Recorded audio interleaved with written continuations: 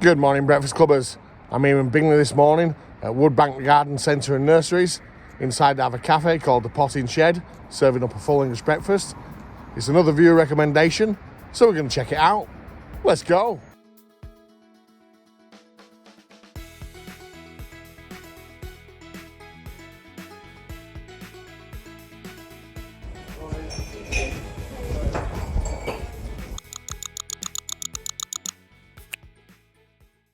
Yes, today I'm in the small village of Harden, just outside Bingley, West Yorkshire, and I'm here to check out the full English breakfast at the very popular Potting Shed Café, which is situated inside this garden centre. And aside from the gluten-free and veggie options, there's the mini breakfast and the full English on the menu. Of course, it's the larger of the two for me, which consists of local butcher's sausage, 2 bacon, 2 fried eggs, 2 hash browns, black pudding, mushrooms, grilled tomato, beans and toast. Fried bread is also available on request, priced at £1.50 per slice. Drinks are also an extra, and as usual, it's a pot of tea for me, priced at £2.50. As I'm sat down admiring the multitude of vintage machinery, cycles and motor vehicles hanging from the rafters and viewable out of the windows, the cafe begins to get very busy and my breakfast arrives. So it's time to tuck in. Good, we've got your full English breakfast there and I've got your toast there. Brilliant, that's Enjoy. great. Thank you very much.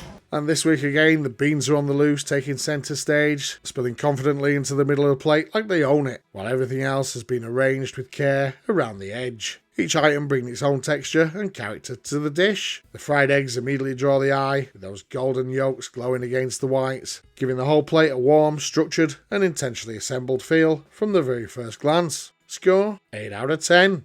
Let's start working our way around the plate then, beginning with the tomato. And we've got a single grilled half tomato here. It's carrying a nice bit of charring across the top that gives it a touch of character. It's cooked well and still has that firm, juicy texture you want when you cut in, offering a gentle sweetness without turning to mush. It does, however, fall short on temperature. And as always, the same question pops up: where's the other half? Score 5 out of 10. Next up, something that's been catching my eye since the plate landed. It's the mushrooms. A decent portion of mushrooms here, and they're large, thickly sliced and cooked to absolute perfection. The texture is spot on when you bite in, soft without being soggy, with just enough firmness to hold their shape. Flavour-wise, that rosemary seasoning really lifts them, giving each mouthful a great aromatic edge. These are genuinely great mushrooms, nothing extra needed at all, and I could easily have eaten a whole plate of them. Without question, the best we've had this year so far. Score 10 out of 10. From there, we move on to something a bit more indulgent. It's the fried bread. Now, when I asked about the fried bread, I clearly didn't word things as well as I thought, because somewhere along the way, I managed to swap out my toast entirely for a full serving of fried bread. And I've no idea why the butter still made an appearance on the side, but that one's probably on me too. Anyway, what we've got here are 2 medium thick slices of what looks like a white bloomer loaf, fried to that perfect golden colour. The centre is hot, moist and oily in all the right ways, while the crust delivers a crisp bite with an excellent audible crunch. It's pure indulgence from start to finish. Score 10 out of 10. And speaking of indulgence, the eggs are waiting. We've got 2 fried eggs cooked sunny side up, the whites thin and neatly set with those beautifully crisped edges that promise a bit of texture before you even cut in. As the knife glides through, the golden yolks ease out in a thick, glossy pour, the kind of rich, velvety runniness that feels almost decadent on the plate, paired with the fried bread and later with the hash browns for those dipping delights. They become a standout moment, the sort of simple luxury I always hope to find on a full English. Score 8 out of 10. Time to check in on the usual troublemakers now. It's the beans. Yet again, the beans are on the loose, taking the centre stage position on the plate. The juice is wandering across every corner so that I keep discovering more as I go. They're plentiful with a rich looking sauce that's soaked into the bottoms of the hash brown and the black pudding, giving both a bit of extra depth. Taste-wise, they're sweet with that slightly sticky texture you expect. They have cooled a little by the time we've made our way around to them, but not enough to stop them being enjoyable. Score 8 out of 10.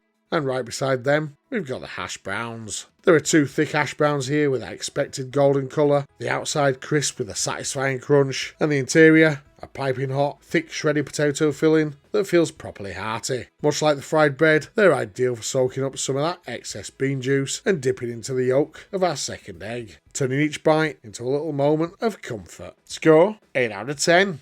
Now on to the main event for many, it's the sausage. Just a single thick banger on the plate today, and oh boy, it's a good one. There's a nice brown on one side while the other is a little paler, and although I had a bit of difficulty cutting in and putting that down to the blunt knife rather than anything wrong with the sausage itself, inside the meat is firm and juicy with a very visible seasoning, and flavour wise you get a mild pork taste that's quickly followed by an excellent fragrant aftertaste. Score 9 out of 10. Now then, let's have a look at the bacon. And we've got 3 rashers of lightly fried bacon, each with a decent amount of fat around the edges that gives a really satisfying mix of crisp and moist. The fat carries plenty of flavour, and the thick, meaty loins hold their own too. But as usual, it's the caps that deliver the biggest punch to the taste buds. This is some great bacon, and yet another highlight on the plate. With just a touch more crisp and cook on that fat, these would have been perfect. Score 9 out of 10. And completing this meaty trio now, it's the black pudding. We've got 2 average size rounds of black pudding here, a little thinner than usual and lightly cooked on the outside. As ever, there's that attractable visible mosaic of pork fat and barley on both sides, giving it a proper traditional look. Cutting in reveals a firm, deeply coloured interior that's moist and delivers a really satisfying savouriness on the palate. It's a solid showing overall and a really dependable part of the plate. Score 8 out of 10.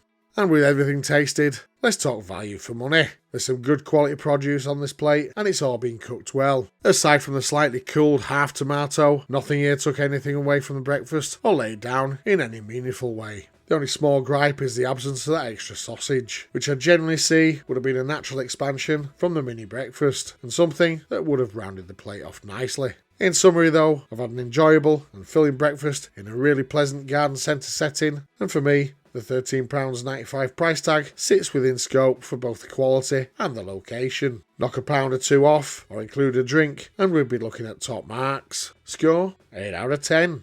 Let's have a look at the missing items now, and it was just the toast that was missing from our breakfast today, but as I'm putting that down to a little miscommunication on my part, then we'll forgive a penalty point deduction here.